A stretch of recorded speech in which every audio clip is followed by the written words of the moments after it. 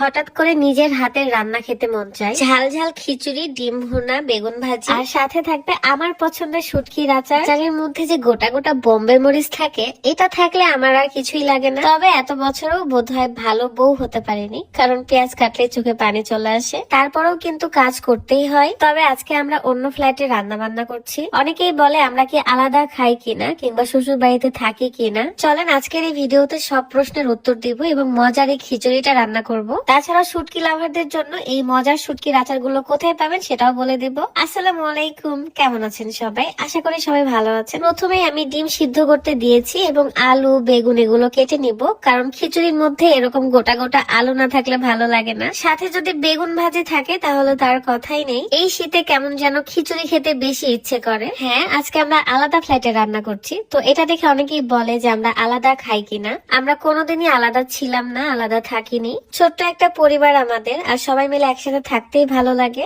যখন অনেক ইচ্ছা করে রান্না করতে, তখন আমি চারতলায় এসে রান্না বান্না করি। আমার শ্বশুর বাড়ির সবাই আমার হাতে রান্না অনেক পছন্দ করে। পেঁয়াজ কাটতে গিয়ে আমার অবস্থা একদমই শেষ, এত বেশি চোখ জ্বালা করে আর পানি পড়ে তা বলার বাহিরে। তাছাড়াও আজকে খিচুড়িটা রান্না করছে শুধুমাত্র শুটকি দিয়ে খাবো তাই। এমনিতে আমার শুটকি ভর্তা বা শুটকির তরকারি অনেক পছন্দ, তার মধ্যে পেয়ে গিয়েছি শুটকির আচার। তাই খুব ভালো করে খিচুড়িটা বানিয়ে নিচ্ছি, যেন মজা করে আচার দিয়ে খেতে পারি। মাখানো বা তেলে দেওয়া খিচুড়ি দুটাই আমার পছন্দ। আমি শর্টকাটে মাখিয়ে তুলে দিলাম এবং আলাদা চুলায় আমি বেগুন ভাজি, ডিম ভুনা এগুলো করে ফেললাম। এখানে আছে ঘইন্না, ছুরি ও লইট্টা শুটকির আচার। কি যে মজা লাগে আর এত সুন্দর স্মেল। প্রত্যেকটা আচারের ভিতরেই কিন্তু বোম্বে মরিচ আছে। আমার তো এখনই গন্ধে ক্ষুধা লেগে যাচ্ছে, জিহ্বায় পানি চলে আসছে। পিওর ঘরের খাবার এই ফেসবুক পেজ থেকে আপনার এই মজার মজার শুটকির আচার গুলো পেয়ে যাবেন। পেজটা ভিডিওর ডিসক্রিপশনে দেওয়া আছে। একদমই ঘরে হাতে বানানো এই শুটকির আচার গুলো, এই জন্য এত বেশি মজা হয়। যারা ঝাল আর শুটকি পছন্দ করে তাদের জন্য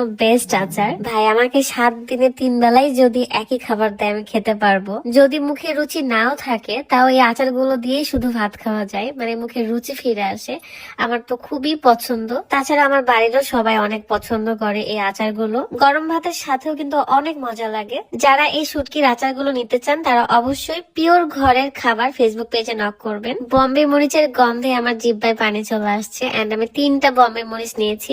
আমি খুবই ঝাল খেতে পারি, এটা আপনারা কম বেশি সবাই জানেন। ঝালটাকে ফার্স্টে আমি একদম মেখে নিই, তারপরে আমি শুটকি দিয়ে একটু একটু করে খাচ্ছিলাম। কি যে মজা লাগছিল, মাশাআল্লাহ। এছাড়াও আমি কিন্তু খিচুড়ি খুব ভালোই বানাতে পারি। এই ফ্ল্যাটে জাস্ট আমাদের অফিস রুমে ডেকোরেশন করা আছে এবং আমার বেডরুম আর সাউন্ড থাকতো যে রুম, এগুলো ছাড়া তেমন আর কোনো ইন্টেরিয়র কাজ করা হয়নি। তবে ইনশাআল্লাহ এখানে একটা আমি কিচেন করার ট্রাই করব, ওপেন কিচেন। এখানে এখনো কোনো ডাইনিং কেনা হয়নি, তাই আমি অফিসের টেবিলে বসেই খাচ্ছিলাম। এখানে আসলে অনেক স্মৃতি মনে পড়ে, অনেক কিছু আসলে চোখে ভাসে, যা আসলে সবসময় বলে বোঝানো যায় না বা বলে দুঃখ প্রকাশ করাও যায় না। কিছু দুঃখ কষ্ট চাপাই থেকে যায়। তো এটাই ছিল আজকের আমার এই মজার ঝাল ঝাল আচারের ভিডিও। আশা করি আপনাদের ভালো লেগেছে। সো এখনকার মতো বিদায় নিচ্ছি। সবাই ভালো থাকবেন, সুস্থ থাকবেন। আল্লাহ হাফেজ।